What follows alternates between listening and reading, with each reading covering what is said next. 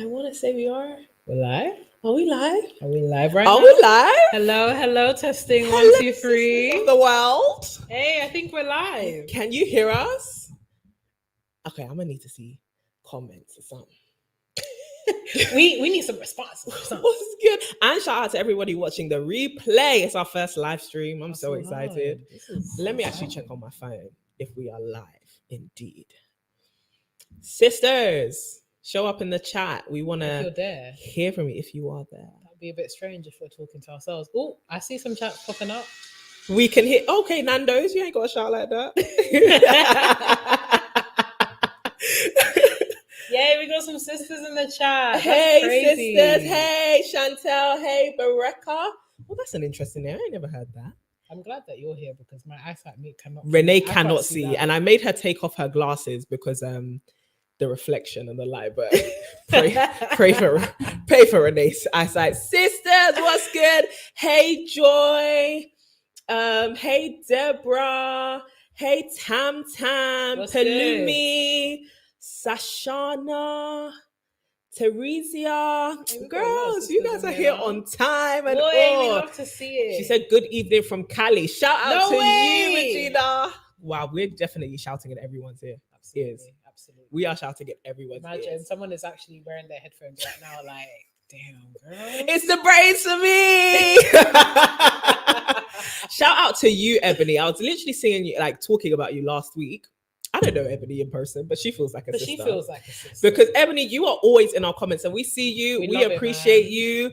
Thank you so much. And the gems you be dropping, we love you, Ebony. We love you all. Did you just start? Yes, we did just start. Literally, we've been shouting for the last 2 minutes. Yeah. Renee, you're a little quiet. Am I? Hello? It's always me, you know. It's actually always me. It's sad. Maybe I'll just increase the decibels of my voice so you guys can hear me properly. But yeah. Good evening from South Africa. SA, you know. Canada. Mad. Canada, South Africa. Hey guys. Kiev, Ukraine. Kiev, Liz BD. Shout out to you. Wow. Hello, sisters. Our first live stream. It is actually an honor to be here with you. Honestly. Yeah, we got to do the intro for the sisters listening on the replay. Okay. Maybe bring your mic closer. Or maybe closer. Yeah, maybe actually. Let me eat this mic today, innit? Oh. Hello, and welcome to the To My Sisters podcast. I'm Renee. And who are you? This happens. And who are you? Every time. I forget my name. And who are you now? I don't know. We're gonna take that from the top. Shall we take two? This happens all the time. This is stuff you do not see. You guys are seeing the real behind the scenes. Okay, cool. Yeah. Hello, and welcome to the To My Sisters podcast. I'm Renee. And I'm Courtney. And we are your online hosts. Okay. And we are your online sisters and hosts of the To My Sisters podcast. Now, we are all about promoting the wellness, growth, and development of a community of sisters across the world. And in today's conversation, live from London, baby. Pew. We are going to be talking about love languages and friendships. This is actually a genuine heart-to-heart because we were talking about this recently. Yeah. Love languages in friendships, being sick of relationships, and answering some of the questions that you sent in. Yeah, man, we got some juicy questions recently, so we're really excited to get into Talking about questions. Yes. The first question that we actually got. Oh, firstly, apologies that there was no episode on Sunday. The thing that will not be named, that is known as a Pandora pandemic Panasonic, came for us. Came for our necks. If you recall, sorry guys, I've had 2 cups of coffee. Yeah. Had 2 cups of coffee. She had a cappuccino instead of a latte. Her usual order is a latte. She got a cappuccino and put it in my veins. Yeah. Put it in my veins. I need to take this down. You're a little quiet. It's too much. I don't know. But yeah, if you explain. Yeah, so essentially, when we record, luckily we actually recorded some of our videos in bulk. But essentially, what happened is your good sis Renee succumbed to the global pandemic and unfortunately caught COVID 2 weeks ago. Man. But yeah, You know what's funny? what? That episode we released that week where we Yeah. were like, hey guys, Yeah. oh Renee, you're not feeling a little bit well. And you were like, yeah, it's not corona though. It's not the vid. It's not the vid. And we were both there like, it's not the vid. That night was when she called me. She's like, Courtney, I just took a test. It's the Ro-Ro. It's the Ro-Ro. It's the Ro-Ro. It was honestly genuinely the worst thing I've ever experienced in my entire life. I'm so happy that you're better. Yeah, man. Like it really had me worried, and we spent a lot of time in that time on the phone. Yeah. But I feel like I've been talking way too much. No, you absolutely have not been. It's literally because I am where she is like up and bouncing. I am still in recovery mode and fatigue like an old grandma. But yeah, so unfortunately I caught COVID and it meant that we couldn't actually record our episode. However, we wanted to come back with something a little bit more exciting for you guys and actually have a real-time conversation with you. And off the back of the conversations that me and Courtney had, so Courtney really held me down during my experience. I couldn't see anybody, I couldn't talk to anybody, but Courtney called me pretty much every single day and we talked for hours on the phone.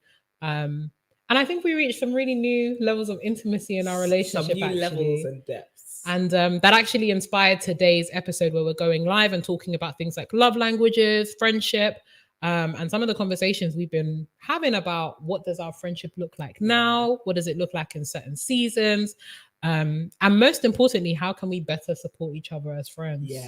Yeah. And firstly, that's my friend. I'm gonna stick beside her. I'm gonna stick beside her. Because basically, like the whole process of our friendship, obviously we've been friends for nearly 10 years, right? Yeah. Since I've known Renee since I was 11 years old, but we became closer in sixth form. And you know, we're nearly 25 now, but not really. She's nearly 25. I'm 24. And by literally like 3 months. But anyways, carry on. And those 3 months matter. But yeah, in that time, we have had many different phases of our friendship. So obviously there's been us in school, going through the thick of it, making major life transitions together, and now like really navigating the transitions of adulthood with each other. And obviously starting to my sisters, being able to share our friendship and create a sisterhood community based off of our own sisterhood has been beautiful. Like the last 9 months, I wouldn't want to do life with anybody else, right? But I think we were starting to notice that our friendship was becoming not overshadowed, but a lot of it was being consumed by To My Sisters, work, all of that, which is great. We love serving you. We love you guys, right? We love the community. We love your comments. We love talking to you, helping you, being able to share what we're going through and stuff like that. But when you had COVID and we couldn't work anymore, where it was like, we're not just going to talk about podcasts now. We're not just going to talk about X, Y, Z. It's like, oh, we're friends. Yeah. We're actually friends. We're friends first. We're friends. We're sisters first and foremost. And so that's when, like what you're saying, we then entered into new depths of conversation with each other, because now it was like, you know, how are you? What's going on? How do you feel? And I think you can talk more about your experience whilst you were actually sick. Yeah. But for me, it started to make me realize I couldn't do life without Renee. Listen, COVID, I've had COVID and I've been around people who have had COVID, and it's scary. Like, I have parents who are vulnerable in terms of age, and it's very scary to know that something that life-threatening, and this is not fear-mongering, but like something that extreme can happen. And the possibilities that can come out of that with respiratory issues, and one day someone's here, then the next day they're not. And a lot of us have been dealing with grief and X, Y, Z, and I'm very like overthinking central. So in my head, I'm thinking, what would I do if Renee was gone? Oh my God. And it started to make me realize I can't live without you. So we packing our bags, we're going to the afterlife together, honey. Every time we're on the phone, it was like, Renee would cough. I'm like, if you pack it in, I'm packing my bags. I'm packing my bags and I'm coming with you. So with that being said, we had to touch base on, you know what? Most of our time with each other has been spent working. Yeah. Our friendship cannot just be about what we do with each other. It's about still being sisters to each other and really exploring what that means, because you can get caught up in YouTube views and what's going to work, and it, like, statistics wise. What about our friendship? And in that, we asked each other this really hard question, which is, how do you want to be loved, right? Because Renee, you're sick. How can I show up for you? How can I be there for you? And it brought us to that same question, which was, how do you want to be loved? And that's what we want to talk about in terms of love languages and friendship. Absolutely. And I think what was so pertinent about the conversations we had been having over the past 2 weeks was the fact that we have to acknowledge change and growth as human beings, and that what was initially expressed as, a love language, or what was initially expressed as a need, changes and looks different in different seasons. So Courtney, for the most part, has known me as the kind of person who, for many years of my life, I'm typically, the strong person, or I'm quite low maintenance in that respect. During COVID, I became very high maintenance, very, very high maintenance. Yes. And the fact that I agree. And that's not to say that it was a bad thing, but even for me, it was so strange realizing that, actually, I want to hear from you every single day as opposed to every so often, especially as I was work. Exactly. So even that, being able to express to Courtney and being like, listen, Courtney, I don't have anything to do now because I can't work. I'm really tired and I'm really lonely as well because I couldn't leave my room. I really need you to show up for me, quite literally, in the sense of FaceTime and calls and stuff, just to check in and make sure that I was okay. And as weird as it felt articulating my need, it really did get me thinking about just life in general and friendships in general, and how being able to articulate your needs is just as important as being able to show up for somebody. So for Courtney, it was very much learning about how can I be a better friend and show up for her? For me, it was very much, how can I articulate my needs better as a friend, and also feeling comfortable enough to share that, right? Because I think a lot of what's underlying a lot of people's hesitation to articulate their feelings and their needs is this sense of being a burden. And for a really long time, I was just I don't want to be a burden. But then at the same time, I really went through the process of understanding that we've been friends for a long time. Giving Courtney the grace to actually show up for me and meet my needs in a time where I perhaps needed 80% rather than 50% is also as important as me doing the same to her. So I think even going through that vulnerable process of understanding that actually sometimes my needs are going to overshadow or overpower hers is important, and also recognizing that that's okay occasionally, that 50-50 is not always going to be 50-50. And sometimes we often think when we say, sometimes, it's not going to be 50-50, I'm going to have to give more. Sometimes you actually have to sit with the discomfort of, I need you. I'm going to ask you to give more.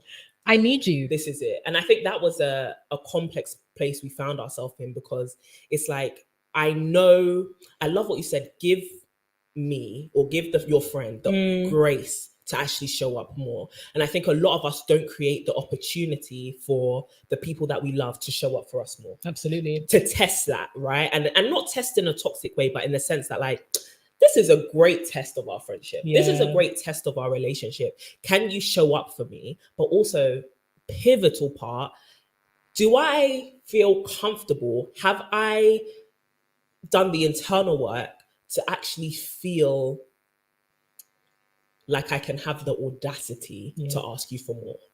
And that can be challenging because, like you said, a lot of us, through attachment, past relationships, rejection, disappointments, whatever, are I don't want to ask you for more. Because one, if I ask you for more and you don't show up, I'm going to hate you forever. Number two, no, but biggest man thing, if I ask you for more and you're I'll be there for you. And it's no, I'm not, But then also, if I don't express that I need more, I can go inside feeling why don't you intuitively know? And it's actually, not everyone loves the same way you want to be loved, if that makes sense. Somebody said, "Oh, Renee, with so much admiration." Oh my God. So sweet. Somebody said, but I feel not wanting someone to feel issue or a burden makes us become a drain. I'm really tired having to show up and be there. I get that, Nakia. I get it, but no, I think this is it, iconic. Oh, this is it. You guys are waiting for that. That's literally one of our hallmarks. Nakia, I get that, but go on. In answer to your phrase insofar as like being a drain, I think it's understanding that there needs to be seasons to your friendship. I think that it's an imbalanced friendship if you're constantly feeling drained. And you should actually be comfortable enough to express that you do feel drained and comfortable enough to express that for the majority of our engagements with each other, sis, you're the one that's actually draining my energy and I need you to show up for me. And it actually links into what we're going to talk about in a bit insofar as taking our learnings from this process and having the wider conversation with some of our other friends that we love really dearly, where we kind of ask them, yo, guys, how have we been showing up for you? Is that okay? What can we do better as friends? And I think something that you said recently actually to all of us is we are far too old and far too grown to take the whole, when somebody asks us if we're okay, to say I'm fine and basically respond with, normalizing this whole imbalance in friendships and relationships.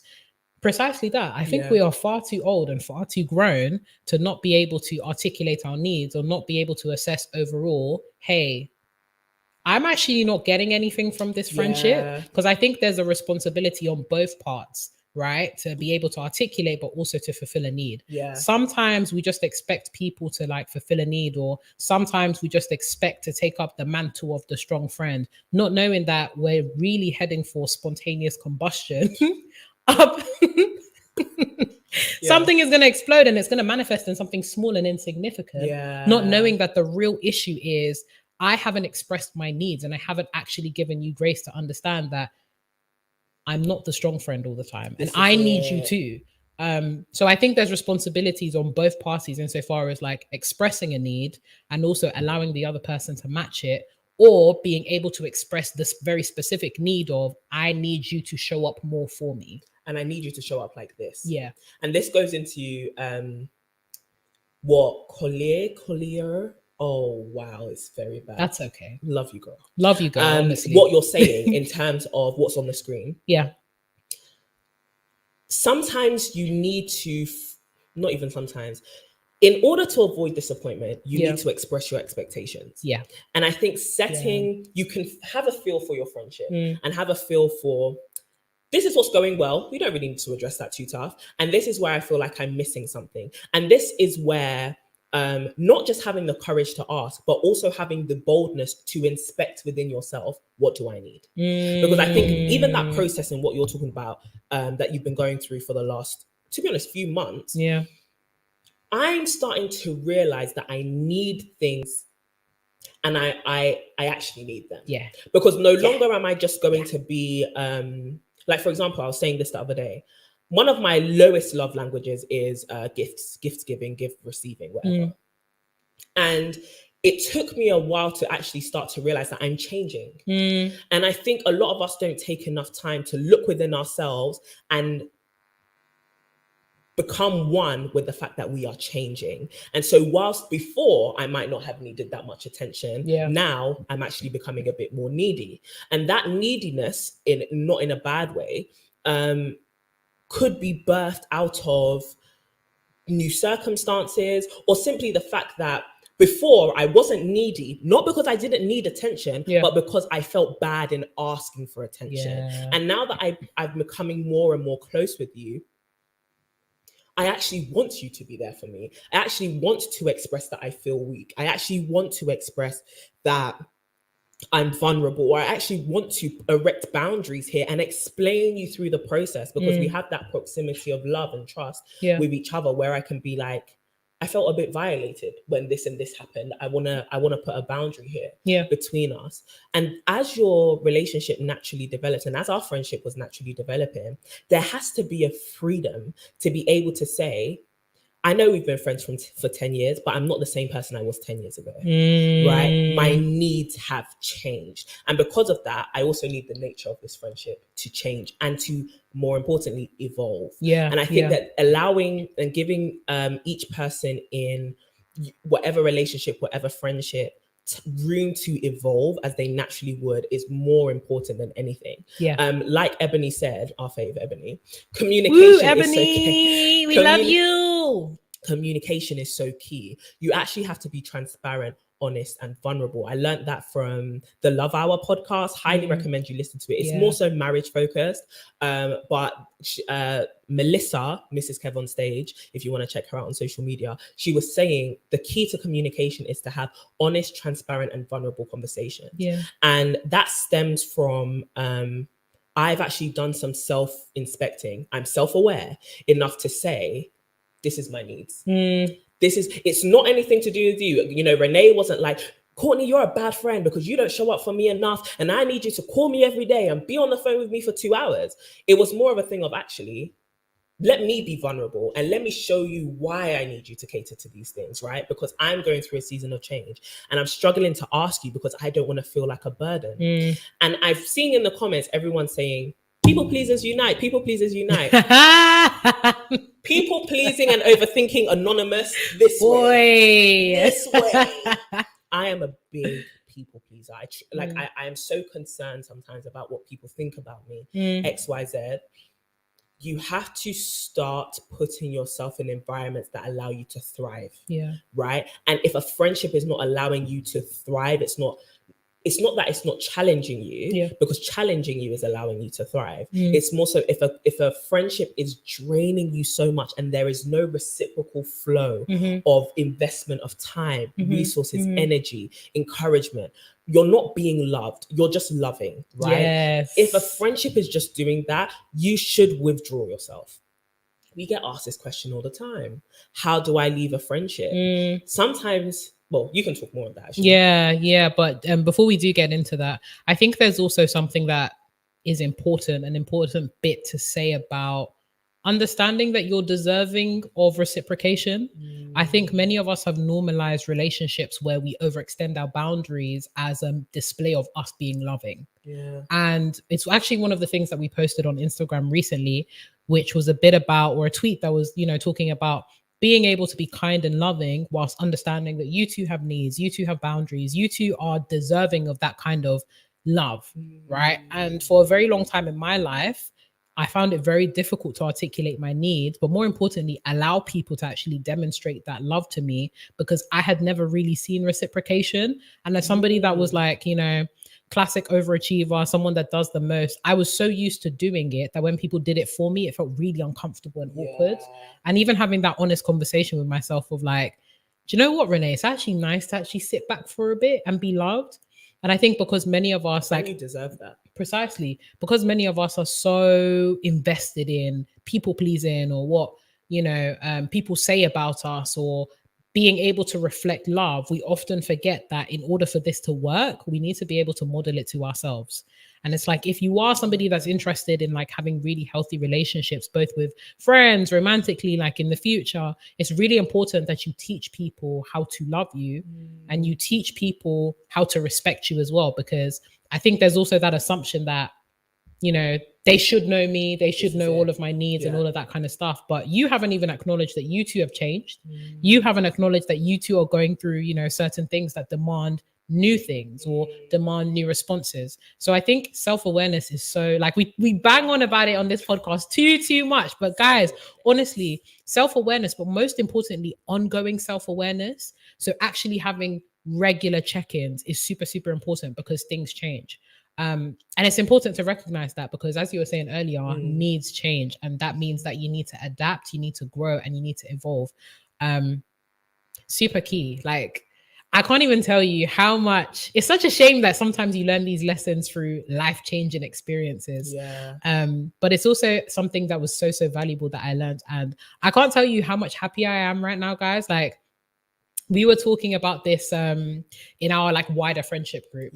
But yeah, in terms of like breaking up friendships, breakups are never nice. Let's just put it that way. They're not ever completely nice. They can be, amicable. You can avoid hissy fits and stuff like that. But they are fundamentally uncomfortable things. And one thing that I've realized, particularly in the last few months or so, is a lot of people will say that they don't mind being direct, but a lot of people are liars. most people do not like confrontation. Yeah. Most people are afraid of confrontation Yeah. because they're afraid of the outfall. They're afraid of what the other person might have to say or think or feel. They're afraid that, you know, their dirty laundry will be aired in front of them. But I think that having an appetite for healthy confrontation is really, really important, because you can never really steamroll ahead unless you've actually addressed the things that are holding you back. Yeah. And I think seeing a breakup as a form of like healthy confrontation, not just in terms of like I'm confronting the person, but confronting their actions and confronting your actions as well, is really, really important. Yeah. And also, I think many of us forget that we can also be in the wrong. And it's so easy for many of us to kind of like villainize the other person and make them look like they're completely evil as a means to absolve ourselves from anything that we may have done wrong to contribute to the breakdown of a friendship. So for example, many like friendships break down because of the whole, this person is draining my energy. But you also have to acknowledge the fact that you created an environment which allowed them to continue to do that to you. I love that. So we do need to take accountability for our actions, and we do need to take accountability for the ways in which we may have also contributed to the breakup of a friendship. In terms of how to actually do it, first of all, you need to create an environment where you guys can actually air out what you're thinking and feeling, because you need to know. You never really know what the person is. It might come to a surprise to the other person. They might not even be aware. They might not even 100%. know that you're thinking about breaking up that friendship. And I think also being clear as to what the relationship with the person will look like post breakup is also important. So it might be a thing where you articulate, I don't think that our relationship can be as intimate anymore. I'm still interested in retaining a relationship with you, maybe as acquaintances or stuff, but it will take me some time to kind of like focus on myself, maybe have some time, you know, where you guys don't contact each other before you rekindle any kind of relationship you might have. But I think being very, very clear and intentional about what you want from the relationship, as well as where you both went wrong, is probably the best way to go about redefining that relationship. But I have nattered on, Miss Courtney. If there's anything you want to add to that. That was really good, because confrontation's so difficult. Someone even said it in the chat. Sometimes you just see it as drama, and drama is draining, right? Especially when it's between friends and you're just avoiding that conflict. I think the first thing you have to establish when you are going to engage in a confrontation about a very awkward subject is first, let's establish, are we going to fight for this relationship? Because if you're okay for this relationship to end, and you're going to see this not as a molehill, but just as a stop sign, there's no point in having this confrontation. Because having this confrontation, bringing up the way I feel, what I need, where you may have gone wrong, or vice versa, even in asking you, how do you want to be loved? How can I be a better friend?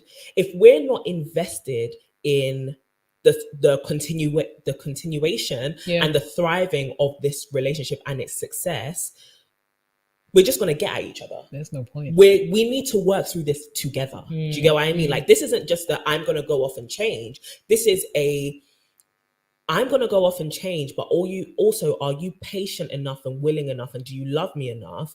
Sorry, I'm bare hitting your thigh. Oh, it's all good, girl. It's all good. Are you patient enough and willing enough, and do you love me enough to have patience with me as I learn?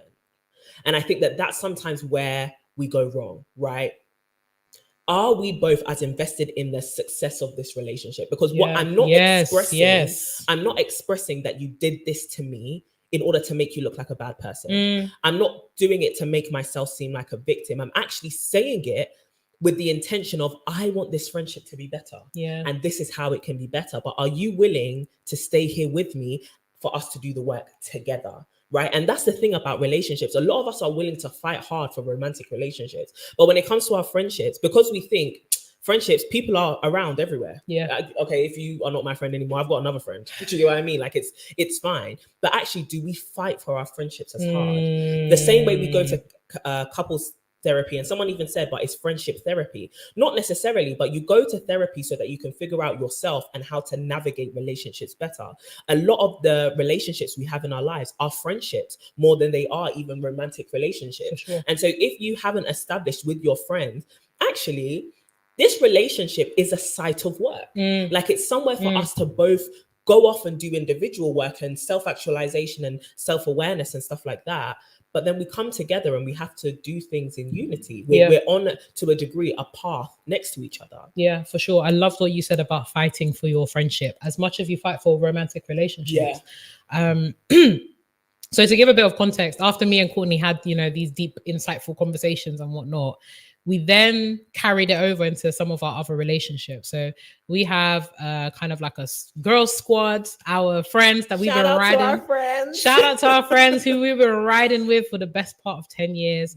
And it wasn't even like a mayday or like crisis alert, somebody hates somebody or whatnot. But it was more so the kind of like friendship summit that we've decided to create, whereby we came together, we reminisced on the good times, we talked about some of the areas that we really, really have been doing well in as like not just as a group, but also in different clusters within the group. And then we had the awkward conversations where we started talking about, okay, cool. So whilst we may have been supporting you here, where have we as friends let you down? Or what have you been harboring? Or is there any kind of resentment? Or are there any issues you'd like to flag? And it was actually such a beautiful, vulnerable time. I mean, this conversation went on for a really long time, but it was but it was good. It was necessary. It was so necessary. And just hearing perspectives and hearing what people had to say so freely was so beautiful. And it made me happy that we had created a space where people could actually say, I love you, but when you said this to me, this really hurt me. Or I love you, but when this happened to me in my life, I would have liked you to have supported me in this way. And the fact that we also had action points, right? Where we talked about preferred styles of communication. We talked about love languages. We talked about having like speed dates with each other and being super, super intentional with our relationships. I can't urge you guys enough to try and fight for your friendships as much as you fight for romantic relationships. Fight for the relationships that are platonic as much as you fight for romantic relationships. We put so much work into romance and spouses and all of that kind of stuff. And I guess it's as a result of the fact that for women, a lot of our socialization process is filtered through how well can we please our partner. But really, being able to have that community of women around us, like I love Courtney to bits, and also having a friendship group of women that I love and care for deeply. Like that was part of the when we did the exercise of like reminiscing on the good times and talking about what we value the most about our friendship group. It's being able to have different people within the same group that actually love you, not based on anything that you do or are, but because of you as an individual, they genuinely love you. It's such a beautiful thing. And it gives me such a sense of safety and courage and bravery when it comes to other relationships in my life too, that I do feel a real sense of like wholeness. Like the other day I was really deep in like, as much as we've been going through all of these changes, as much as we've been talking about some of the ways that we can continue to be better friends, I just really deep like, right, I've actually got a community of people around me that are genuinely invested in me. Honestly. And it was that sentiment that really underpins everything that we do at TMS. Like we do all of these things and we talk about these things, and we try to give you guys a space to do that because we want you guys to feel that way too. Like we want you guys to feel that whether online or offline, there are folks that you can come to where we can talk about the things that people don't really talk about, like friends, and like talk about relationships too, but also like talk about friends and self-help and mental health and glowing up and some of the challenges that we healing and relationships, of course, and sex and all of these kind of things that you would talk about with your friends, but without the added pressure of I'm trying to look like I'm a boss babe or like I'm trying to look like this is really a place where you can be as transparent and vulnerable as possible, and being able to like create those spaces for you guys is something that we care about a lot, man. Like it's nice. It's beautiful. It's really, really nice. And even talking about that meeting we had yesterday, something that kept coming up was the fact that we as friends, this friendship group we're referring to, and even myself and Renee, we became friends out of school, right? School, university. Yeah. Oftentimes we can take friendships for granted because they're born out of convenience. Yeah. I see you every day. Maybe we work together. We were raised together. Do you get what I mean? Like there was no escaping you. We became friends. We became really close friends. And our environment because it was convenient, meant that we saw each other every day. We saw each other at the hardest times. There's only so much false pretense you can uphold when you see somebody 5 days a week, 12 hours a day. Do you get what I mean? And that was our case in our friendship circle. Yeah. And then we all graduated. Some went off to work, be self-employed, moved to different parts of the country. So many things happened. And over the years, you can see not having that environment of convenience actually affects you. 100%, because it proves how much work are you actually doing. Before, the environment was doing the work. The environment was putting you together. It was so easy to be friends when you see each other every day. Now you don't see each other every day. In fact, you might see each other once a year. Boy. Because of schedules and clashes and all of that. Now you don't have a friendship that's born out of convenience. You have to have a friendship that's born out of intention and intentionality. And so you have to really question, how intentional am I about loving my friends? Because as women, right, we're going on this journey of glowing and growing, as the girls say. There's these girls on the internet that we talk about crazy. They're crazy. I'm telling you, they're mad. Say good things though. But yeah, like on this journey of glowing and growing, we can often feel like we're on it on our own. And then the way sometimes it can be framed with like level up culture and feminine energy culture, it's oftentimes framed in the idea of the destination is to get into a romantic relationship. But the question is, throughout your whole life, you've been brought up by a village of people, right? An actual community of people who were not romantic love interests, completely platonic or familial. And how much have you invested back into that? How much time have you invested back into that? Or is everything that you're doing framed through this idea of relationships and romantic relationships? I'm talking about like mothers, grandmothers, aunties, teachers, friends, best friends, people you went to school with. All these people impacted your life in a positive or a negative way, right? And then you're blessed with having people around you, people who can support you, people who can provide resources for you. We haven't talked about this much, but even the power of networking. Hey Adela, hey girl, hey Adela, hey ma'am. But yeah, like when we think about, I can't remember, I lost my train of thought. I'm such a fan girl. I'm screaming. That just goes to show, girl, we fans, we hella fans. We hype fans. But yeah, even when we're talking about those kinds of communities, we have to ask ourselves, how much do we invest in them? How much do we allow ourselves to pour back into them, but also allow them to help shape us? Even now that we're grown. Do you know what I mean? You can get so caught up in work. You can get so caught up in wanting to look better, your insecurities and stuff. I echo every sentiment you said. Having a group of friends or even a best friend who can be like, get out of your head. Let me affirm you. Let me love you. Let me support you. Let me help you do the work. Let me just listen. There have been so many times I've been in my bed crying, crumbling, feeling the weight of life, anxiety through the roof. And it's Renee, who I call, who is like, okay, let's put an action list together. What can I do for you? How can I help serve you? How can I get you out of this place? Because I can tell you need my help. And that's coming from someone who is quite an independent person, right? So let's take it out of the frame of like what you were saying in the beginning, feeling like a burden, feeling needy. A lot of us have gone through things that have made us a strong person. And we need to deep that sometimes that strength is toxic. Toxic. Leave it at the door. We don't know how to depend on people in a healthy way. Or you're on the other extreme where you need people all the time. You're so needy. Your friends can never show up for you enough. And I think once you find that balance of, do I feel open enough to express that I have a genuine need? Do I trust you enough to think that you won't invalidate that? And also, now that I've expressed it, will you, now it's on you, will you show up? And also, can you express to me, if you can show up, how long it's going to, not how long it's going to take you, but can I trust that you'll commit to trying? And I think that's where a lot of us, even in friendships, we need to keep asking ourselves, am I committed to trying to love my friends, right? You tell me my top love languages are X, Y, Z. Can I frame the way I engage with you knowing this is how you receive love. Yeah. Because one thing that I struggle with a lot, and I think I've spoken about it a lot on the podcast. Yeah. I just want to love you the way I love. I don't.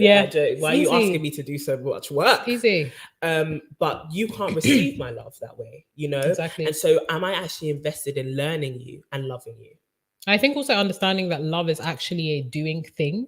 I think sometimes we think that as human beings, because we love somebody, that's enough. And I think because we've seen that as well, like whether through parents or other experiences where the feeling or the emotion we think of love is enough, when really you need to actually filter it or manifest it through something in order for the other person to understand and feel it. That's where love languages come in. It's all about that translation of that affection that you feel internally, the emotion you feel for the person, into an action that allows them to understand that that's something that you feel towards them. Yeah. And one of my favorite, like, I guess, metaphors recently, you know what I mean? I love me a good metaphor, I do. The girl with the question. One of my favorite metaphors in understanding how we can be loved as human beings is understanding that you're a galaxy and all of these different components are worlds in your galaxy. So you aren't my entire universe, but you're a world in my universe, and you're an important part of that. Your friends are a world. Your, partner is a world. Your parents and family are a world. But all of these components come together to make your galaxy, and you need to make sure that, and even in the galaxy, right? Every single planet plays its role, or every single. I hope there's no astrologists in this. We don't know. We don't know. But from what I've known, it reminds me what I used to say. Shoot for the moon, and if you miss, you'll at least you'll be in the stars. My sister was like, "The stars are further than the moon." That is astrology. That's incorrect. Astrologically, that's incorrect. I said, but you got the metaphor. You understood. You know what I'm saying, and that's the key point here. But so no. By all means, understanding that these different components make up your galaxy, and these different components all have their part to play. And sometimes we expect worlds to be our galaxy, but that's not their function. And because being a galaxy is so big in comparison to being a world, they will always fall short. Yeah. And sometimes it's not them. You're actually the problem insofar as your expectations, you've misplaced your expectations. They're not too big. You've actually just misplaced them. So some of the love that you're looking for, some of the love that you're looking for from your spouse, you needed from your parent. Or some of the affection that you're looking for from your spouse, maybe you actually just needed a hug from your friend. You need your girl pals. Sometimes it's that, or even vice versa, where maybe something you were looking for from your parent, you needed from your friend. And understanding the different roles that people play in the worlds that they occupy within the grander scheme of your galaxy is really, really important. But I really do think that we need to bring back community love. This is it. Like community love, and allow ourselves to be loved holistically by communities, as opposed to pinning our love. Like, even when we think about it, right, everything in this world is so selfish. It's all about getting to the top of your, level by yourself. It's all about pining for the perfect relationship for yourself. You do know that when you get into that relationship, you still need accountability, and you still need people outside of that relationship for it to function effectively. So even in that, this whole idea of like being on your ones constantly, human beings were not made to be alone. Isolation. You can't do life alone, but more importantly, you can't do life with only one other person. Yes. You were made to do life in community. And I think even the experience of being sick, but more importantly, just the things that I've been learning recently is I really need to let communities love me as well. And that's fine. Expand. I need to let my friends love me. I need to let, a partner love me too. Hell, I need to let my parents love me as well. And that can also be a tricky discussion. Why don't you love me? You don't love me, right? That can be a tricky discussion because for many of our parents, at least I can speak to our experiences. For a lot of our parents, they already have a typecast idea of what love looks like. And sometimes it can be very, very sacrificial. So I had this conversation with a friend of mine where for many of us, our parents, their love looked sacrificial. So they weren't able to show up in different areas. And this is not to excuse them. Because I remember we did have this conversation before. And someone's like, you excusing them for not loving me and all that kind of stuff. They're humans too. Okay. Empathy and we're not giving them a pass, but we are saying that because a lot of their efforts are channeled towards a very specific type of love. It's lacking in other areas. And sometimes you do need to have the conversation with your parents and say, I've changed now. And it's difficult for parents to realize that, because in their eyes, you will always be their baby. And even having conversations with like my mother and my father and stuff like that, it's kind of like, to them, you're always their child. And you need to be able to be cognizant of that and empathize with that, because I can only imagine like going through the stuff that they went through to raise their kids, only to see them become adults before their eyes. Like, whether or not you're an adult to me, you're still my baby. Still my baby. So even empathizing with that and giving your parents grace sometimes is really, really important. And then also siblings as well. Like, do you know how your siblings like to be loved? Do they know how you like to be loved? Have you invested time into those relationships? And also, are you willing to love them that way? Exactly. Because my sister, one of her main thing is physical touch. This girl will come up to you, can I have a hug? Go away. My sister's like that as well, you know? And it's because it's one of my least, right? I'm just like, ew, touching. But I love it now though. And that's the thing. Like, I think the satisfaction I'm starting to learn from it is I don't have to feel the love from the hug, because that's not my language. Yeah. But my satisfaction comes from the fact that I know you feel loved now. Yeah. And I think that's the thing. Like, love is a sacrifice. To love someone is a sacrifice, especially when they require to be loved in a way that maybe you don't. And now it's like, I need to just be happy about the fact that you feel loved and I want to show up. I don't need this love to be convenient. Yeah. I need it to be intentional. And I'm intentionally choosing to love you. Even though it puts me out of my comfort zone, love is a sacrifice. Somebody even said, you know, when it comes down to being a burden, right? How do you know which of your friends to burden? Because not everyone is actually equipped to deal with that. And I think it comes down to context. What is this person also going through? Can they handle my stuff? Have they also voluntarily, after we've had this conversation of and this is a real conversation you need to have. This isn't just you've come to the live stream and now you're aware. You're like, let me go and start burdening my friends. You actually have to ask them, almost for their agreement. Like I said, are we actually willing to go this deep in a relationship? There are things that I know about Renee and you know about me that it's like, I want to just tell anybody, even if they are my friend or my acquaintance. I can't. I need to know that you're in this with me, to not look at me in a shady way, to not judge me, to not think, oh, Courtney, how could you have done that? I need to know that, using the popular phrase, this is a safe space. I need to know that this is a safe place for me. I need to know that I can find safety in your love for me. And I think a lot of people don't have that in their friendships. Because their friendships are the friends that are around me. We turn up, we go out sometimes. No problem in that. But what we're talking about here is sisterhood. And sisterhood is a lot about serving the other person, helping the other person, holding the other person accountable, right? You have to say that you're willing to do that. This isn't something you just do to anybody. You don't just go up to anyone and just be like, this is everything that I'm going through. You have to do it with people who have expressed, I agree, I want to be a sister to you. Okay, now that expectation has been expressed, there's now expectations and I require you. And also I'm going to hold you accountable to live up to that. And not everyone will subscribe to that, and that doesn't make them a bad person. Right? It just takes conversation, and that takes time. Like we said, we've been friends for nearly 10 years, and we're still breaking down certain walls of our friendship in order to love each other properly. The way you're grinning on the camera, sorry, I keep looking at the screen. I'm looking at Renee on the screen. But yeah, like, it takes time to reveal those new parts of myself, because I've got to trust. And this is another metaphor from the Love Hour, but if I'm going to be vulnerable, it's like I'm exposing the insides of myself to you. If I was lying on an operating table, I've got to trust that once I cut myself open and I bare myself to you, that you're not just going to start stabbing me. I've got to trust that you're going to be maneuvering with care. You're going to be picking your words properly, not just because you're trying to save yourself, but in fact, you're more aware of the fact that you need to save me.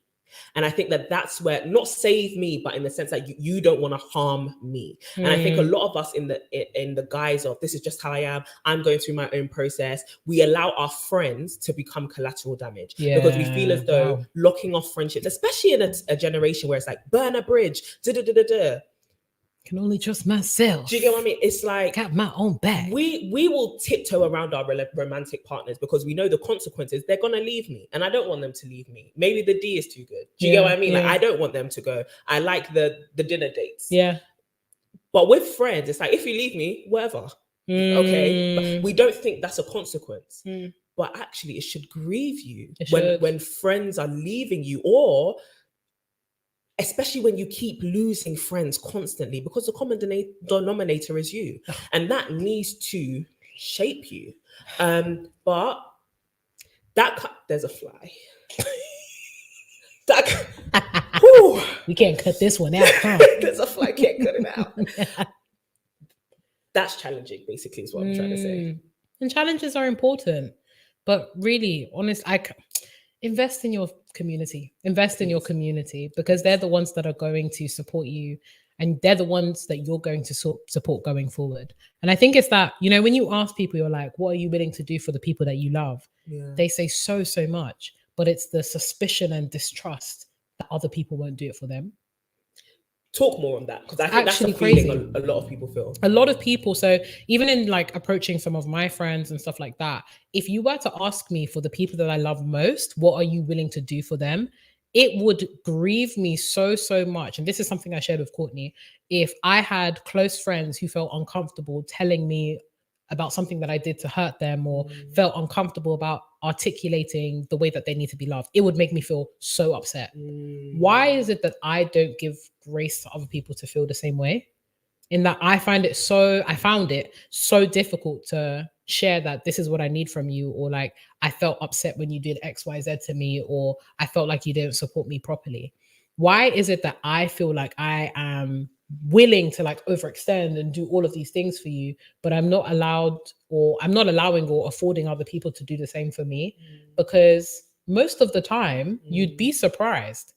I would say try and assume innocence until they're proven guilty. Whereas we often do the reverse, where we assume that people despise us, or they won't do this for us, or stuff like that. Yeah. We need to be more free and less suspicious unless people prove otherwise. I think it's unfair. And I think it also shows the degree to which you actually distrust your friends and people around you, such that you're not willing to allow them to love you, basically. Because it's nice. It's nice. It's really nice to be loved. Like, some of the things that I've learned and some of the things that I've received from my friends this year in particular, my God, like, I literally thank God. I always tell Courtney, like, I actually thank God for her life, because I don't know what she talks about her packing up in the afterlife. I told her, she even had a COVID scare. I was like, okay, so when are we packing up and going to the afterlife? Because let's go to Jesus. Since it's our time to go. And even to like my other friends, it's like, man, what would I do without you guys? And it's not, on a flex it's not unhealthy dependence, but it's a damn, if I know that I'm going through something, I actually have people that I can share with. And sometimes it's not even them, it's actually me just being unwilling to share. That's the actual problem here. Because more time, like, people are actually good. Someone said, not take me to the king. Take me there. Time and limit. Take me to the king. Hit it, sis. I don't have much to bring. Is it a TMS episode? My heart is torn in pieces. I thought you were going. Oh, sorry. No. I thought you was going to take that. Okay. Oh, you're doing the. I'm doing the praise. It's my offering. Leave me at the throne. You don't even know the song. Sisters, I'm gonna need you guys to and leave me there alone to gaze upon your glory. Sing to you this. That's why I need you, Courtney. That's exactly why I need you. I'm tired. Come on now. Let the church say amen. Options are few. Hallelujah. Can I get an amen? I'm trying to pray. Sister Betty, I need you to open your purse now. But where are you? All right, I'm gonna need you, Sister Betty, to open up that purse and support the church's efforts. No, you need to continue. It's church announcements. It's offering time. Yes. That's what oh no, it's so tangential. But this is what happens in real life. You guys wanted it live. This is what we cut out. We'd be cutting out like good 15 minutes of us cackling from the episodes. But anyways, I can't remember where The point was now. I'm all charged out. I thought you were gonna go back into that short talking discussion. We have to show more of our foolishness. Hurt and abused. Yes, Lord. That's Kirk Franklin in the song. I know. I can't think what's left. Take us there, Jesus. To do. Oh, Father, can you feel the presence now? Truth is, I'm weak. Sister Betty, can you open your purse right now? No strength to fight. If you feel the anointing in this building, please support the church's efforts. No tears to cry. I know you can hear the creak in the carpets. We got to get a new one. Creaks in the carpet. Even if I tried. We need you to try for us tonight. But still my soul, oh Lord, refuses to die. That's how Tamala sings. Whoa, yeah, that's it. One touch will change my Listen, whilst you guys are rocking with us, be praying for Courtney that she'll finally listen to One Wish by Ray J. I haven't completed that. She has not completed that mission since that last episode. Much to bring. My heart is torn in pieces. It's my offering. Lay me at. You don't know the words. I'm doing the harmonies so nobody will know. Anyway, back to the conversation. We interrupted. I know that you guys went to pastors that request the song before the sermon. Liz, you damn straight. Listen, the worst is when your pastor goes, "Can you sing?" and they start singing, and you know pastors can never sing. It's like, rain, no, Jesus, and you don't know the song. I'm a BV. I'm a backup singer, and you're like. What? And then they're taking the main because they're doing the main bit. That's all you can hear. Anywho. Thank you guys for giving us hands in faith. We're still social distancing. But yeah, we're just fools. Anyways, back to the main conversation. Back to the matter. Open and close. Touch your toes. Come on. Wizkid. Weezy. We're going to be there. Wizkid. All right. But essentially what we're saying in terms of being back to being serious candidates is, what were we saying before this? My memory? Community love, the importance of allowing other people to love you properly, extending grace such that people... This is it. Yeah, extend grace, right? When it comes to your friendship, extend grace. Give people the opportunity, because not everyone needs to be shut off. Yeah. Not everyone needs a burnt bridge straight away. Like, I know we're living in that time where it's like, cross me once, cross me 2 times, shame on me. You gotta go. Clip. Where's Jacob? I think with that, you don't get into the habit of giving people chances and being patient with them. But not everyone deserves a new chance when they haven't shown that they want to change. And this is a key thing when it comes to forgiveness. In Christianity, there's this concept of repentance, which means to completely change direction and start moving in the right direction again, right? So if I'm going down the wrong course, I'm going to change myself and start moving in the way that I know to be right. Sometimes with friends, because we've been friends for too long, or because somebody was saying this in our friend meeting. Yeah. Shout out to AK. She was saying, sometimes friendships are just based off of, I've known you for this long. We're not doing that anymore. Because if it's actually toxic, the length of time doesn't really matter, right? Yeah. What actually matters is effort. What actually matters is dedication. What matters is communication. What matters is you being there. and showing up. Even if it means you're going to try and fail, at least you showed up and then show up again. Yeah. Do you know what I mean? And be humble enough. And that's what we were saying this. Friendship requires so much humility. Be humble enough to just say sorry. Yeah. To just be like, I'm sorry, I messed up. And if you don't feel like you messed up, talk it out, but talk it out assuming the best in people, that they're not trying to hurt me. I've got to assume the best intentions here, because clearly we're in relationship with each other. Yeah. I've trusted you this far. Surely you don't want to kill me, you know? Longevity isn't always a badge of honor. Absolutely. Beautiful. In that though, some friends don't want to change. And like I was saying with this concept in Christianity, forgiveness happens with repentance, right? Yeah. And more so, forgiveness happens regardless. Whether you change or not, you're going to be forgiven. Intimacy requires repentance. Absolutely. You cannot have true intimacy, and you cannot return to the same point of intimacy until you show me that you actually want to change. And this is the problem. A lot of us allow people to resume the same level of intimacy with us, even though they haven't proved that they want to act right. This is what boundaries are all about. Until you meet these qualifications, let's even think about national boundaries, right? Unless you have a British passport, there are certain requirements you need to hit to cross the British borders. Absolutely. The same with our boundaries. Before you cross into this new level of intimacy, this new territory of intimacy with me, have you proven yourself that you can fit, that you can tick these criteria? Have you done the necessary thing? Have you displayed and given proof and evidence through your character and through your actions, through the way you talk to me, through our history, even in recent, that you are able to qualify to cross into this boundary? A lot of us have, we struggle with keeping our boundaries. We've put boundaries there, but we struggle with keeping our boundaries because we simply want people in the territory, so we don't require them to qualify.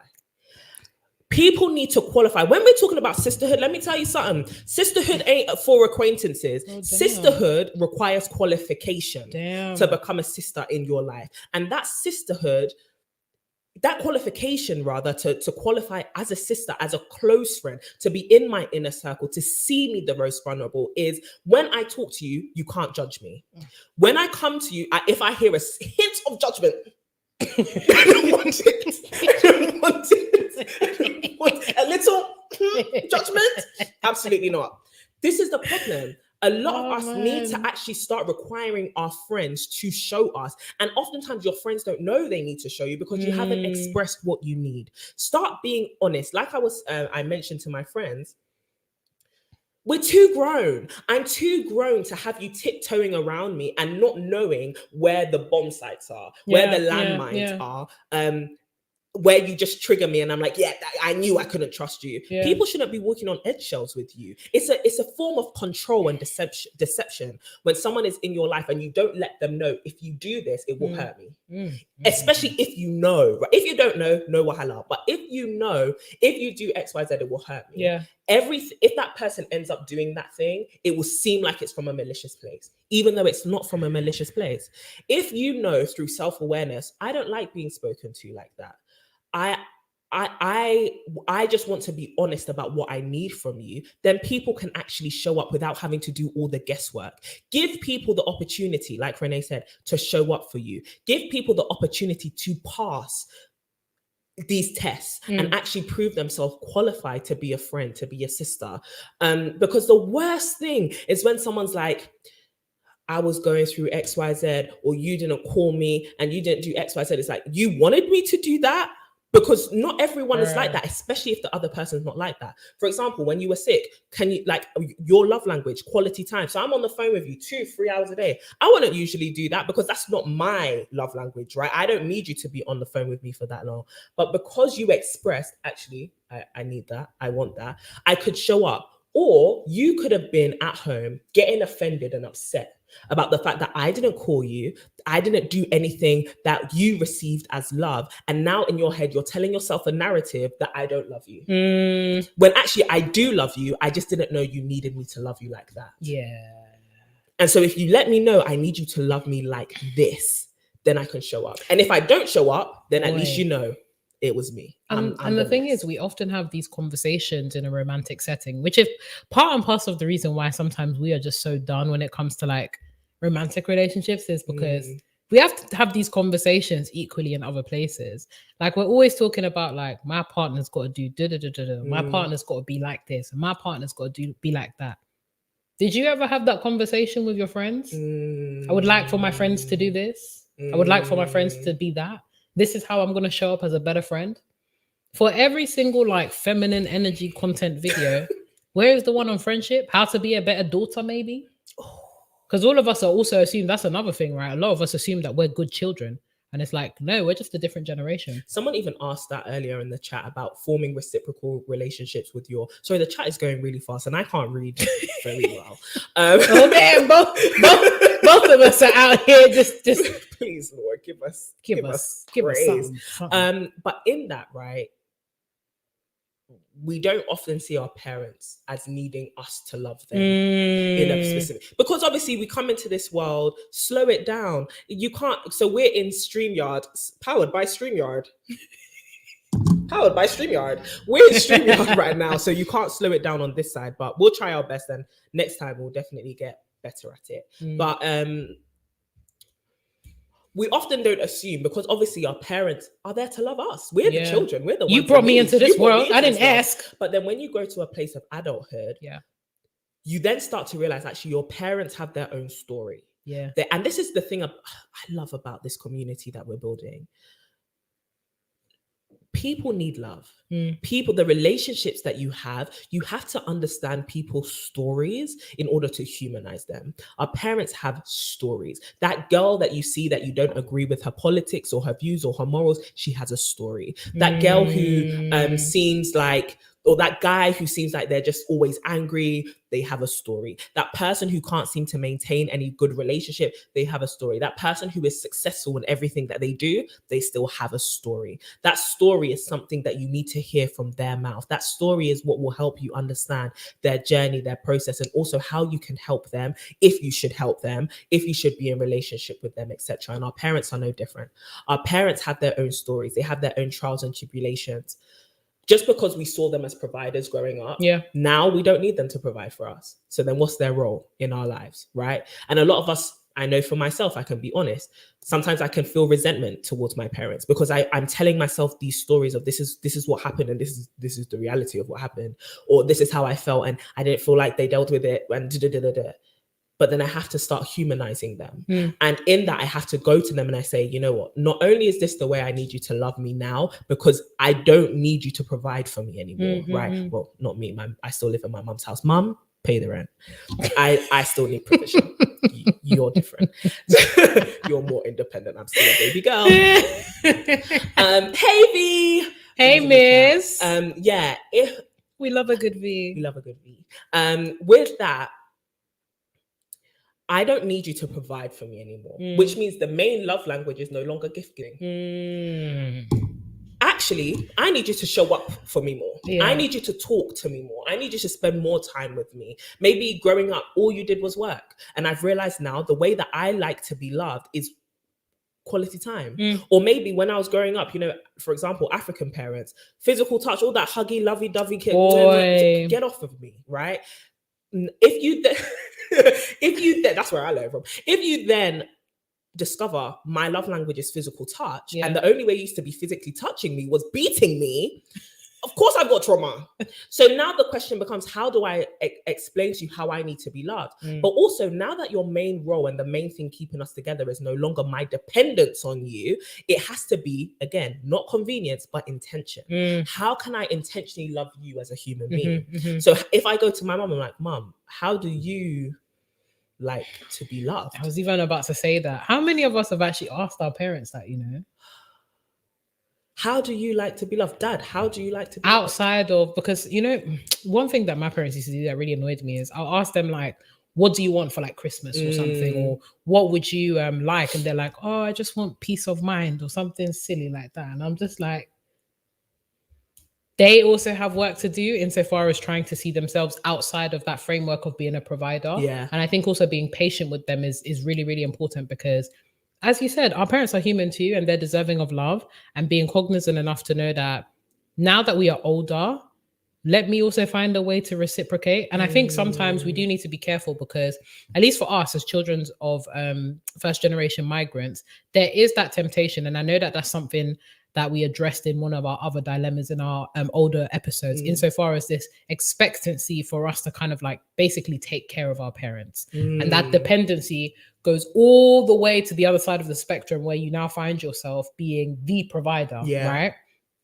I think the two conversations are not necessarily mutually exclusive, but understanding that your parents also have needs outside of like financial provision or being a provider for you is super important. And I think, like, these are things we just don't talk about enough. Like, how can we actually be there for our family, like our mothers? How can we be there for them? How? Especially our mothers. How can we be there for them? How can we show up more? How can we, like, be providers of love too, Yeah. And it's like one thing that, like, for example, in my case, right, my mom never articulates that she's like a gifts person, but there are certain things that I notice that she likes, and when I pick them up for her, the way that this lady reacts out of this world. Wow.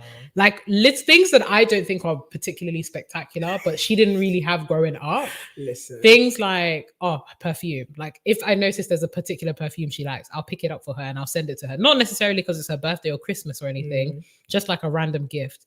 This lady will latch onto this gift like it is the last thing that she will ever smell in this world. And it's just so beautiful because it also gives me insight into like her upbringing and the fact that things were also difficult for her, and the fact that being able to have these kind of things that we see as commonplace now, which are luxury items for her, is so, so important insofar as me recognizing that she also has that need. She has needs. So being able to do that, or even doing things like taking her out. So one thing that my siblings do right now, like in terms of like how we're trying to create more healthy family dynamics, we have like sibling days out at least once a month, but we also have days out with our family where we actually also take our parents out too.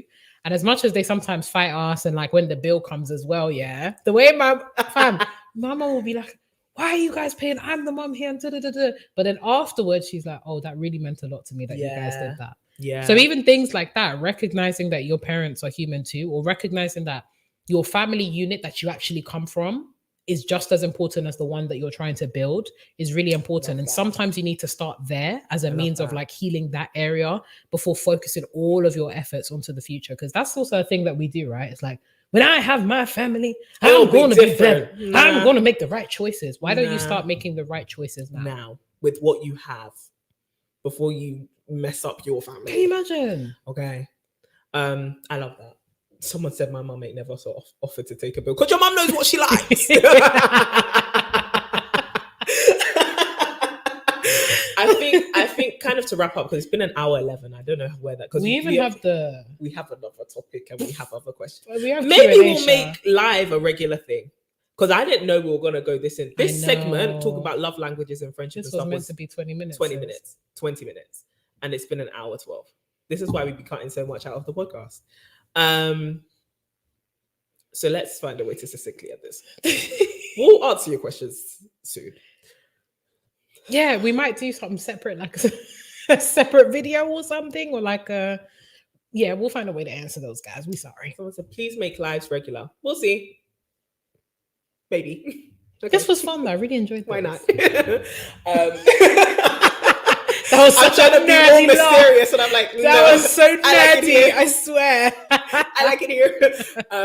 I think the thing, somebody was saying, how do you initiate this conversation with your parents? And I think it may actually be good to also talk about how do you initiate this conversation with friends, because it's awkward. Yeah, it is. Even on the phone, we were struggling because we were talking around it. Right? Like, you were saying, I've been sick and I've been realizing how much I need people and and I'm like, yeah.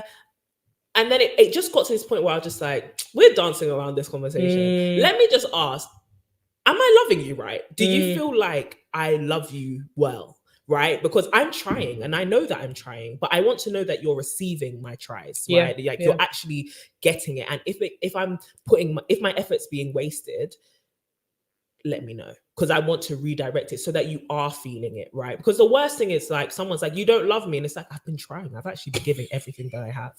I've been giving my whole life. Do you get what I mean? So how do you bring up that conversation? Yeah. In my case, I'm quite a forward person, and sometimes I think with relationships that you have, especially when you get to a certain point of friendship, sisterhood, you should be able to be like, you know what, I want to have a real conversation with you. Even that conversation we had with our friends yesterday, everyone was bricking it. Everyone was like, this is not going to end well, but I'll try.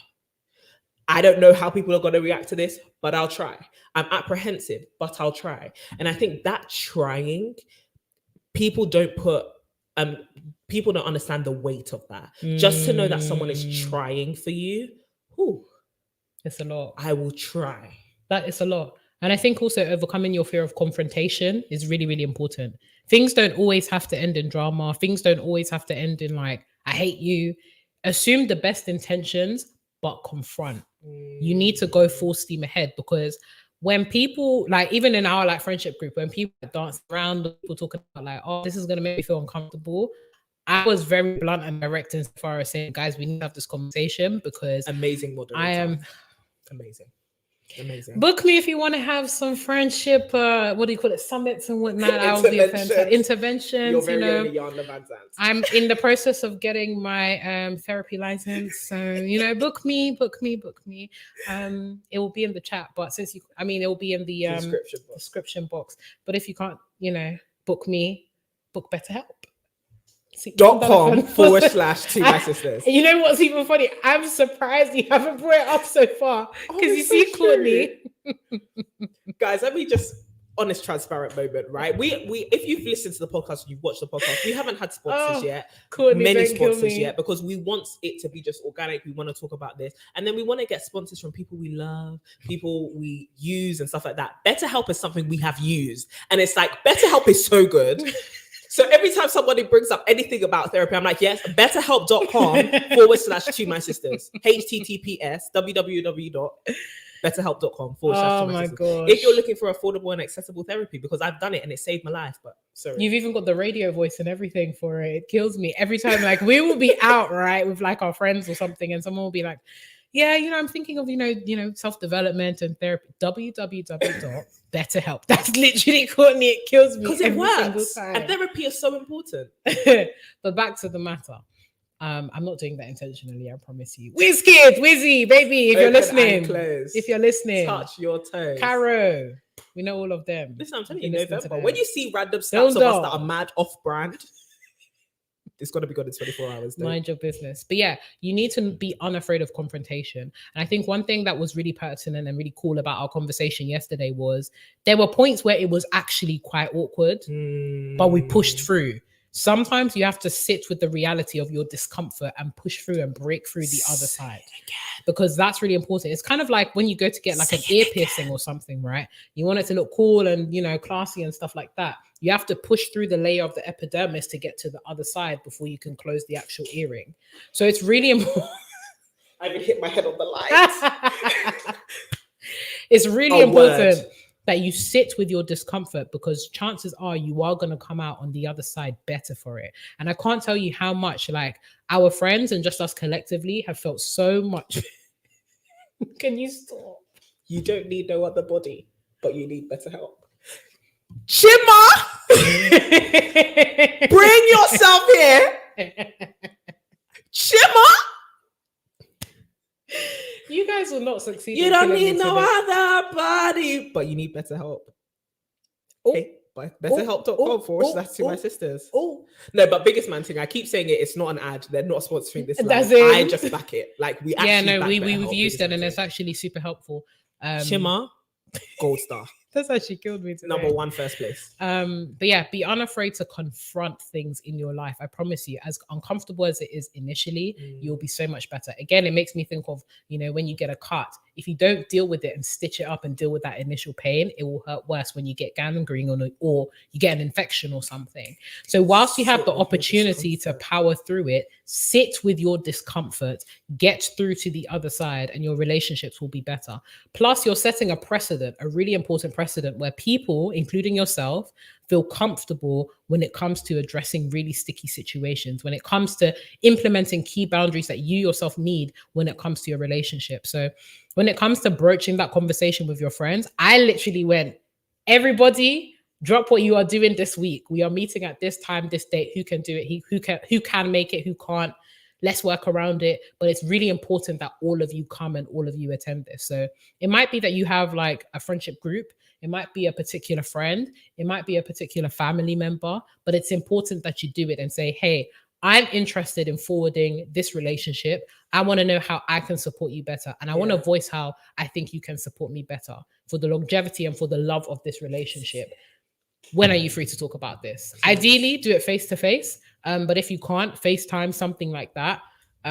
Because sometimes we also cop out and like, I just think it's harder to express yourself through text or through calling because you don't get the full range of the human experience in terms of like reactions and stuff like that to really gauge how the person is feeling. And it's a lot more unfiltered and raw and real when you actually have conversation with the person. So my challenge for you guys this week is to be bold about fighting for your relationships. Be bold. Be bold. Be bold. And even ask the question, where have I been flopping you as a friend, as a sister, as a partner? How can I get better? What does supporting you look like in this season? What does loving you look like in the next, few seasons? Be bold enough to challenge yourself and be bold enough to challenge the other person. And also be bold enough to articulate your needs. You may need to actually sit down and actually journal or like write down or really just have a conversation with yourself. What does loving you look like? And if you don't have the words to articulate that off just me asking that question, you have work to do. You're amazing. Man, you're amazing. That sit with your discomfort. You have to. You with your pretty lashes, you're so amazing. Listen, I've been starting wearing lashes because when I was sick, I ain't wearing nothing. If you had seen me, I was looking like a whole dog. I was looking like a beautiful dog. I was a hot dog. I was a hot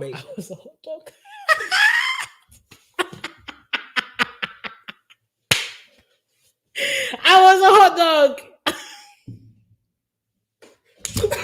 Stop it. She was a hot dog. You see what I'm living with? You see what I'm living with? Wasn't that a good one? Somebody asked, what's the book behind the Yves Saint Laurent one? It is Young, Gifted and Black. Young, Gifted and Black. You know what, Renee? You've summed it up. You've summed it. What, with hot dog? No. What was said prior to that? That hot dog one, damn. That was good though, wasn't it? But yes, beautiful sisters, we pray that this has actually helped you. We were meant to talk about so much more, but we've got time. See, my sisters, we are not going anywhere. This will be bad. And we've got some really hot stuff coming for you in the next few. Like, it's actually insane. The things that we're currently planning, we just need you guys to support us mega because we've got some crazy stuff in the pipeline, like nuts. I agree. You've got to cancel Renee for the hot dog comment. Listen, you guys already heard what Courtney had to say. If you cancel me, you're canceling me. I'm gone. Apparently I'm cancelled. Like, no, we cancelled Renee. I'm cancelled. That's all I'm hearing. We come as a pair of hot dogs. Thank you very much. Nah, Renee will never be cancelled. She is. That advice you gave was a serious gem. But sisters, the stuff like Renee was just saying, the stuff we have planned for the rest of 2021, insane. Going into 2022, open your ears. Keep your ears to the ground. Because it's not a drill. It's not. Once we announce it, grab your bag, run. Yeah. It's actually quite. Click off my elbow. Yeah, I heard that. Girl, we can't be having no arthritis this early on. Can't be having no arthritis. Come on, you gotta work that out. Mobility and mobility. We gotta do some mobility work. Pray for my joints. But yeah. Big things are gone. Shout out to Mandy. That's one of my girls. Hey, girl.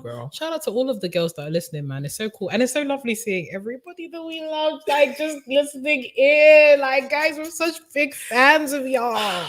And we're big fans of every sister here. We can't wait to grow this community even more. Man. Someone was even saying we've grown so much, and that's down to you. We were saying this at the end. we were saying this at the end of the last episode, Yeah, I want to say, where we were just thankful, so thankful for everyone who shows up, for everyone who supports yeah, everyone who knows. All right, that's good. Don't worry. Everyone who supports. And yeah, honestly, we love the fact that we can, to you know, the degree that we do, show up for you guys. Like, it's really, really beautiful. It's heartwarming, and like, we read your comments and we're literally fangirling over all of you guys. Like, oh my god, this person managed to do this, or they managed to do this in their life, and it's just genuinely so heartwarming, because at the end of the day, what we want is to see genuinely community of women thriving. Like, it is our dream. Some of the things that we have in the pipeline will blow your mind, purely because we want to make sure that you guys turn into the full potential of the women that you've been called to be. And if there's anything that we can continue to do to help aid your growth, your development, and all of that good stuff, that's what we exist to do. We're not doing this because of, you know, the likes or the views or anything like that, because at the end of the day, that's actually not worth it for us. What's worth it for us is to see you guys really come into everything you've been called to be, as well as make meaningful impacts, not just in the world and being a boss babe, even though that's an element of it, but really having fulfilling relationships, wonderful and beautiful communities, and an opportunity to actually just be yourself in the fullest sense of the word. I love so yeah, kudos to you guys. Thank you for the support from the bottom of our hearts. It really does mean a lot to us. Thank you. And we hope that we can continue to, you know, be the sisters that are out here riding for you guys, seeing you grow, seeing you continue to do big things, and really making an impact, because it's about time that the ladies shine. You know what I'm saying? It is, and that even ties in well to this question that's on the screen. How can we support you as viewers? Are we supporting you right? Lakeisha, thank you so much for even asking that question, because I feel like in the vein of this whole conversation we've just had, such a beautiful question to ask. Beautiful, so relevant. You know the best way you can support us? Please evolve into the best person that you could be. Dedicate yourself to growing and glowing truly. There are so many cliche things that you can say on the internet. Glowing and growing, boss babes, We show up every week, multiple times a week, to do this podcast because we actually want to know that we're helping people. We don't just, entertainment is great. We laugh and all of that, but we don't just want to be a podcast that you listen to. I was triggered, but you don't change. We are growing. We are challenged every week by you guys, your comments, our needs to show up all the time, to be able to serve you. We just want to know that we are serving you right. And I think we'll know that by seeing you all glow and grow and evolve and become the even more beautiful women than you already are. That's it. Just dedicate yourself to that. Other stuff will come, but this community is really based off of how can we as sisters serve you, right? How do we serve each other? How can we serve you? How can you guys serve each other? Dedicate yourself to that. Just dedicate yourself to this, commit yourselves to this journey of becoming better. And as sisters, once we're all strong, once we've all, committed ourselves to this journey of healing, it's not even reaching the destination of being healed. This journey of healing, this journey of growing our careers, this journey of growing in authenticity, growing in confidence. Once we commit ourselves to all of that, we can serve each other and the world like a global community of sisters. We don't just say that lightly. We want to serve a global community of sisters, not just us two, but each other. Thank you all so much for participating in the chat, for commenting under each other's comments. We want to see you guys, and we have been seeing you guys under every TMS Plus, under every TMS Live, just helping each other grow. This is community. It's not just about us. We are just the ones who get to be on the screen. Yeah. But it's not just about us. So how can we support you as viewers? Dedicate yourself to grow and allow us to serve you, and dedicate yourself to that journey of growing and glowing. Absolutely. And I think, I guess a more commercial way that you guys can support us, like our stuff, share it. Support, subscribe, all that jazz, like, comment, subscribe. Yeah, that's all that stuff. Yeah. But in truly, like, share, comment, subscribe, and share with people that you think this would actually help. Yeah. As much as we are quite funny, we provide a little bit of the flight. Don't worry. Did you see it? Sorry. Sorry, there was a fly that came around and she was like, I "Ooh, hate child." insects. I don't think so. It's because the door is open. Anyway, It's too hot in here though.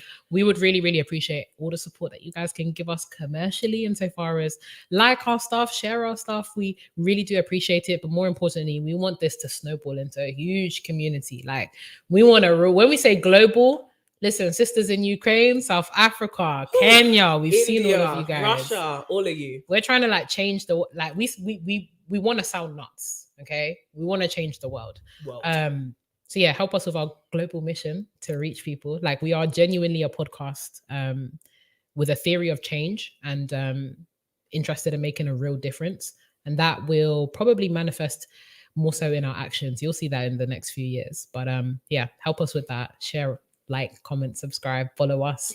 At To My Sisterhood. At To My Sisterhood. We will talk to you very soon, ladies. TMS Plus tomorrow. TMS Plus Friday. Podcast episode Sunday. Okay. You know the drill, ladies. Wednesday, Friday, Sunday. See you. Wednesday, Friday, Sunday. Yeah. And who knows? Maybe we'll be back with another live. English. Maybe we'll be back with another live very soon, depending on how much you guys enjoyed this. Let us know. And also, we'll answer your questions. We're sorry. We will. We'll answer them. For everyone watching the replay, thank you for rocking with us. We have had a hell of a time. Hopefully, we can catch you live the next time. Follow us on social media to be able to get that notification, or you'll see it in the community tab. But this has already been an hour and a half. Absolutely. So, as always, sisters, keep glowing and growing. Bye.